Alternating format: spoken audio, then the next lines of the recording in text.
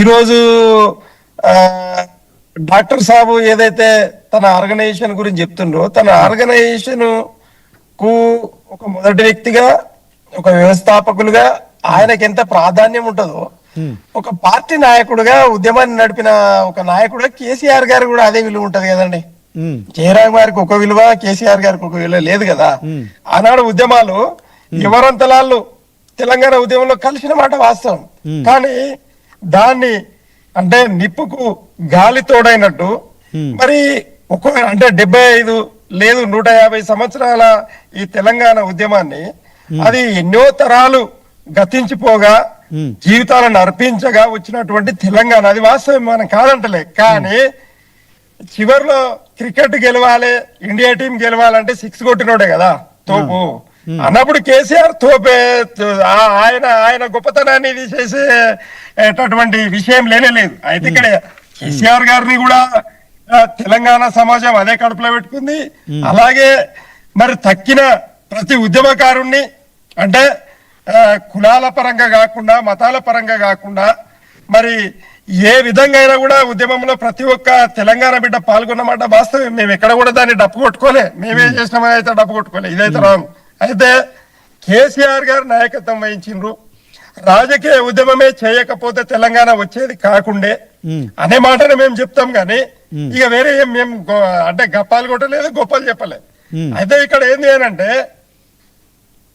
కేసీఆర్ గారి రాజకీయ వ్యూహ రచనలో భాగంగానే తెలంగాణ వచ్చింది అనేది మరి మోహన్ అన్న గారు, జయరాం గారు, మరి వెంకటరెడ్డి అన్న గారు మరి వాళ్ళు ఒప్పుకుంటారా లేదా ఈ మాటనన్నా కనీసం ఒప్పుకోండి. సరే ఏం చేయలే కేసీఆర్, వ్యూహ రచన చేసిండు కదా.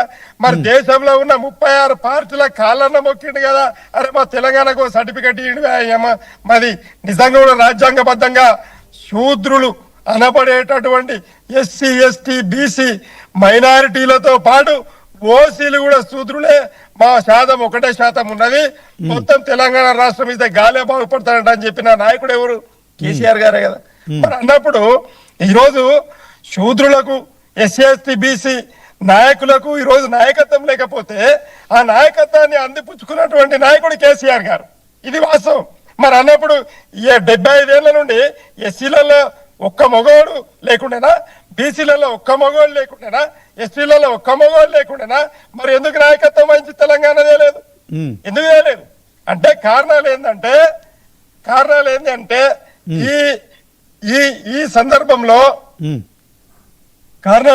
ఈ సందర్భంలో మనం మాట్లాడుకోవాల్సిన నిర్ద్వంద్వమైనటువంటి అంశాలను మాట్లాడుకోవాలి. ఈ రోజు దీక్షా దివస్ చేసింది ఎందుకనంటే ఈ రోజు ఆయన ప్రతిజ్ఞ చేసిండు, డిసెంబర్ 9 వరకు అది కార్యరూపం దాల్చింది అనడానికి అదొక మేము పార్టీ పరంగా చేస్తా ఉన్నాం ఆయన గొప్పతనాన్ని.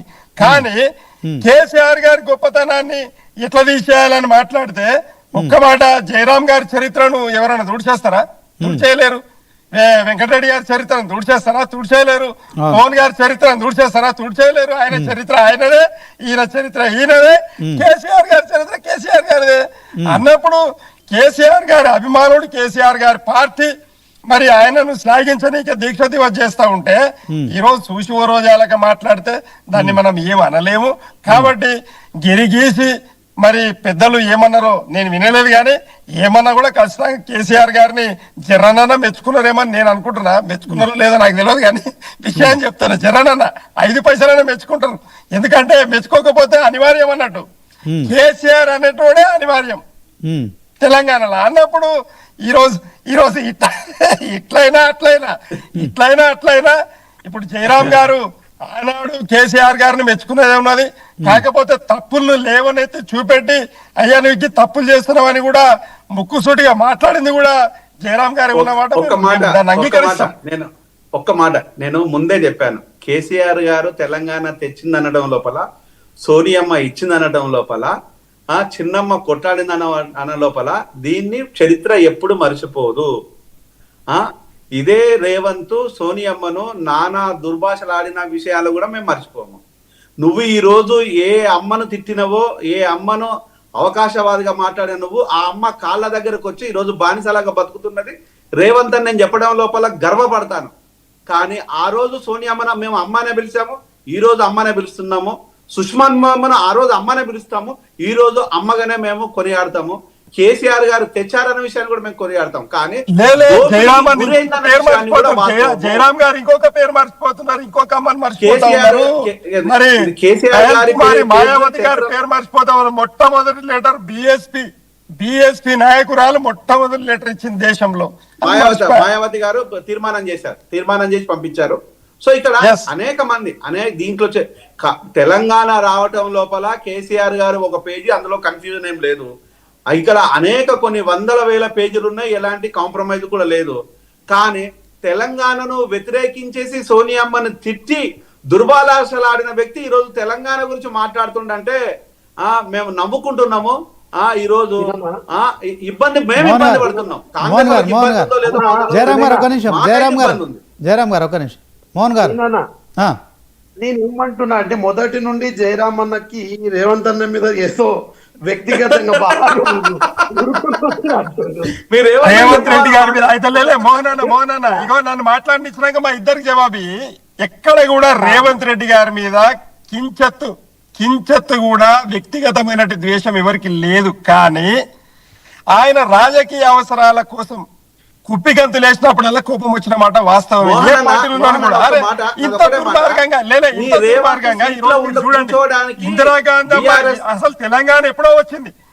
ఎప్పుడు మరి తెలంగాణ 11 మంది ఎంపీలను పంపిస్తున్నప్పుడే తెలంగాణ వచ్చింది. కానీ ఇందిరమ్మ దాన్ని తొక్కేసింది కదా, సోనియమ్మ ఇచ్చింది కదా. అందుకోసం తెలంగాణ ప్రజలు వాస్తవంగా కాంగ్రెస్ కు ఓట్లు వేసిర్రు. సరే 10 ఏళ్ళు బీఆర్ఎస్ కి తెచ్చినందుకు ఇచ్చిర్రు, మరి ఇచ్చినందుకు కూడా కాంగ్రెస్ కి ఇవ్వాలని ఇచ్చిన మాట వాస్తవమే. కానీ దాన్ని నిలబెట్టకుండా కాంగ్రెస్ ను ఖతం చేయాలన్న ఏకైక నాయకుడు రేవంత్ రెడ్డి ఏం చేస్తా ఉన్నాడు? తప్పులన్నీ చేసుకుంటూ ఓట్లు కాంగ్రెస్ కు వాళ్ళకి డైవర్షన్ పాలిటిక్స్ ఎవరు చేస్తా ఉన్నారంటే